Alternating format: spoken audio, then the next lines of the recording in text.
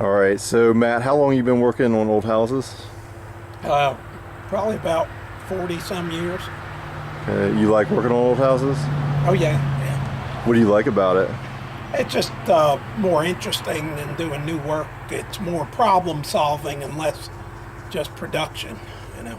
So how do you like working on this house? Yeah, I like it. Is I it like pretty? working on all the old ones. What are there any particular problems you run into with it or no? With this one, Yeah. it had the classic old house problem of the clapboards were hung right on the studs with no sheathing, and that just doesn't work with modern insulation and stuff. You know, you get dew points at the wrong point in the wall, and the clapboards never hold paint no matter what you do to them. So we went ahead and when we tore off the old siding, which had done, you know, okay for 130 years or whatever it was, we put R15 bats in the wall after the electrician ran what he had to run to, and then we sheathed it with half-inch ply and put house wrap over it. So Then we're ready for our siding. what about the roof? How was the roof built? The original roof was the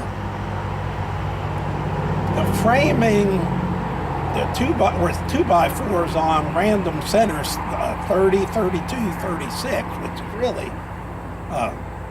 iffy with 1-inch decking. But by putting half-inch plywood right over that decking without taking it off, it stiffened it up enough that it actually is working out pretty good, and we can nail our copper cleats for our copper pans into it, you know.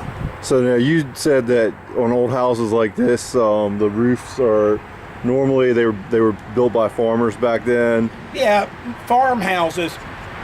A lot of the nicer sort of, you know, estate type farmhouses or custom built farmhouses. I mean, they're all custom built back then, but were done by actual house rights. Places like Three Otters and Avenel and Fancy Farm, and some lesser ones were built by traveling house rights, a crew that would just stay and build your house. But a lot of them were built by farmers and their, you know, relatives and neighbors and stuff. So a lot of times the construction was a little, you know, a little bit on the weak side. So you were able to rebuild the roof though without reframing it? Yeah, just by doing the extra layer of sheathing. What we have to reframe on the front original part is the cornice that was totally disintegrated with, you know, rot and just in real bad shape. So that's taken a little bit more time than what you had originally thought it would? Yeah, well, I mean, I knew we'd have to rebuild it. I just didn't know how long it would take. But you're just glad you didn't have to reframe the whole roof? Yeah, exactly.